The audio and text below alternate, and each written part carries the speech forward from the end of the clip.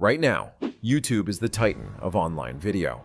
It's the world's second most visited website, beaten only by its parent company, Google. With well over 2.5 billion monthly users, it's a cultural and economic juggernaut that has completely reshaped entertainment, news, and education for an entire generation. In fact, according to a Nielsen report from April 2025, YouTube now commands 12.4% of all US television viewing time, more than any single streaming service. It's a giant that has seemingly crushed every competitor in its path. But it wasn't always this way. 20 years ago, the internet was a very different place. So how did a simple video sharing website started by 3 friends in 2005 become the most powerful media platform on the planet? To understand that, we need to go back to a time before going viral was even a thing. In the early 2000s, trying to share a video online was a complete nightmare. Email attachments had microscopic size limits, websites were painfully slow, and there was no central hub to discover new clips. The internet was a digital Wild West of scattered forums and clunky, incompatible video players. This was the problem, and a few former PayPal employees saw a massive opportunity. The founding story has become a piece of Silicon Valley lore. One popular version claims co-founders Chad Hurley and Steve Chen got the idea when they struggled to share videos from a dinner party. However, that story has been disputed, with co-founder Jawed Karim pointing to a different, more specific frustration. He couldn't easily find clips of Janet Jackson's infamous Super Bowl wardrobe malfunction online. Regardless of the exact spark, the mission was clear: build a dead simple, reliable platform for anyone to upload and share videos with the world. The founding and early days. On February 14, 2005, Chad Hurley, Steve Chen, and Jawed Karim registered the domain youtube.com. Working out of a makeshift office above a pizzeria, they launched the beta version of the site. A couple of months later, on April 23rd, the very first video was uploaded. It was an 18-second clip of Jawed Karim at the San Diego Zoo, titled "Me at the Zoo." In it, he's just standing in front of the elephants, observing that they have really long trunks. Really long trunks. It was unassuming, unpolished, and totally authentic. A perfect preview of what the platform would become. It wasn't about high production value. It was about sharing a moment. While an early slogan was "your digital video repository," it quickly evolved to the more iconic and inviting "broadcast yourself." This simple idea resonated with people. By the end of 2005, fueled by a critical $3.5 million investment from Sequoia Capital, YouTube was hosting millions of video views a day and growing at a truly explosive rate. Explosive growth and going viral. So what made YouTube spread like wildfire? One of its most brilliant early features was the embeddable player. Suddenly, anyone with a blog or a MySpace page could just copy and paste a snippet of code and feature a YouTube video directly on their site. This masterstroke turned every user into a potential distributor and became the engine of YouTube's viral growth. The platform quickly became a cultural touchstone. Early viral hits weren't made by studios. They came from ordinary people in their homes. Videos like Evolution of Dance and Charlie Bit My Finger became global phenomena, shared by millions and defining a completely new kind of internet fame. The site was no longer just a utility. It was a destination for a new form of entertainment, created by users, for users. By the summer of 2006, YouTube was one of the fastest growing sites on the web, with over 65,000 new videos being uploaded daily and hitting 100 million views per day. It had captured lightning in a bottle, and the giants of the tech world were paying close attention. The Google acquisition. In November 2006, just 18 months after that first video at the zoo, Google announced it was acquiring YouTube for a staggering $1.65 billion in stock. At the time, many analysts, including a very vocal Mark Cuban, called the move completely insane, predicting that the mountain of copyright infringement lawsuits heading YouTube's way would bankrupt it. But Google saw the future. They weren't just buying a website, they were buying a community and the future of all online video. The acquisition was the rocket fuel YouTube desperately needed. Google provided nearly infinite resources for server space, bandwidth, and world-class engineers.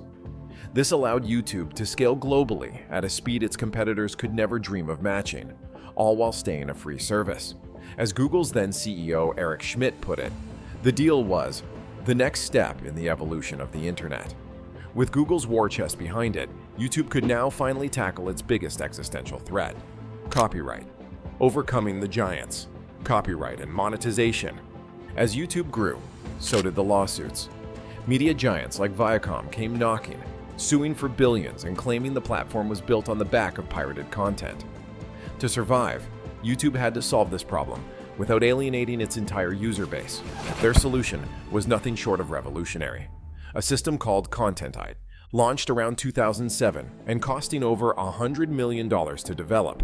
Content ID is an automated digital fingerprinting system.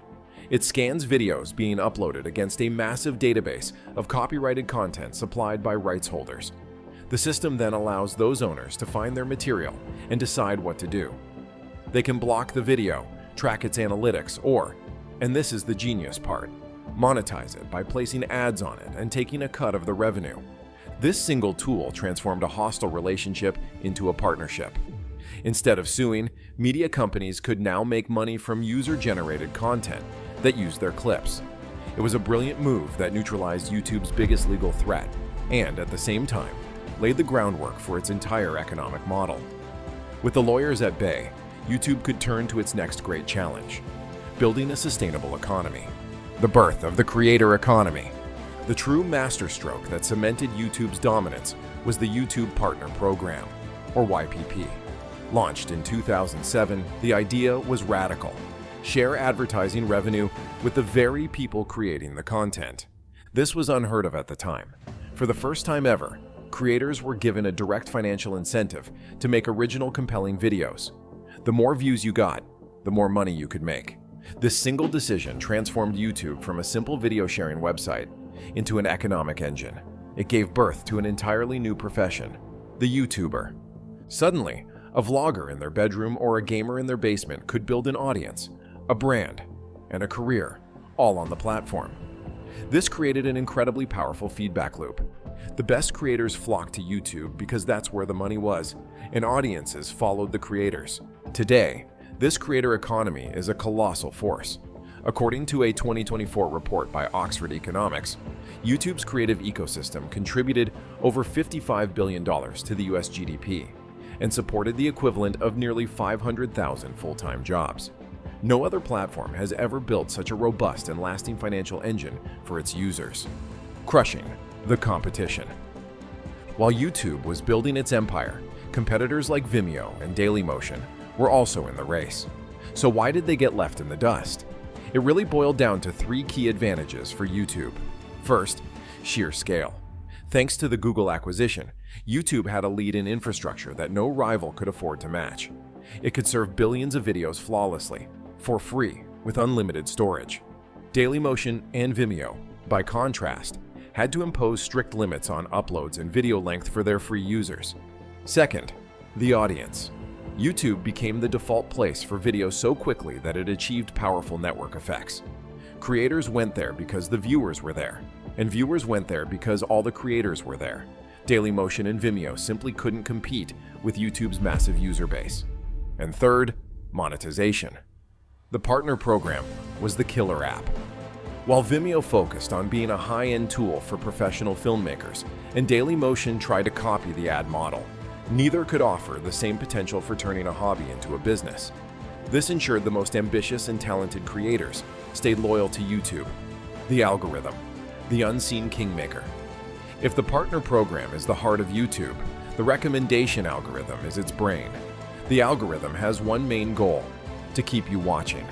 It analyzes billions of signals: your watch history, likes, dislikes, how long you watch a video, and what users similar to you enjoy, to cook up a personalized feed of content that's almost impossible to resist. This system is wildly effective.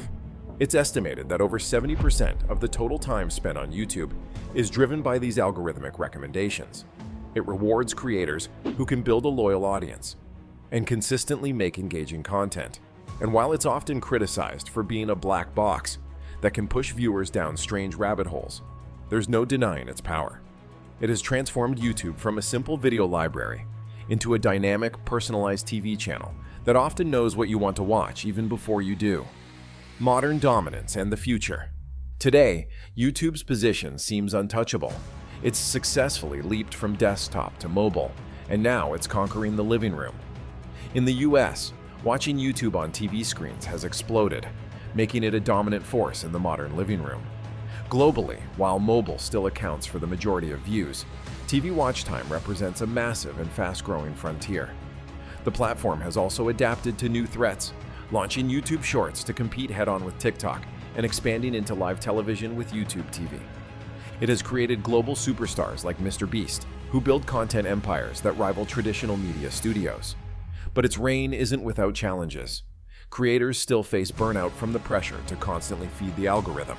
And while new competitors always emerge, none have managed to challenge YouTube's core formula, a platform with every kind of video imaginable, for every person on Earth, fueled by a proven economic model that keeps its content machine running endlessly. If you enjoy deep dives into the tech and business stories that shape our world, make sure to subscribe and ring that notification bell for more analysis, just like this one. YouTube's journey from a scrappy startup to the king of social media wasn't an accident. It was the result of a perfect solution to a real problem, the transformative power of the Google acquisition, a revolutionary business model that empowered a generation of creators, and a ruthlessly effective algorithm that keeps us all watching. It democratized video, invented a new economy, and fundamentally rewired our culture.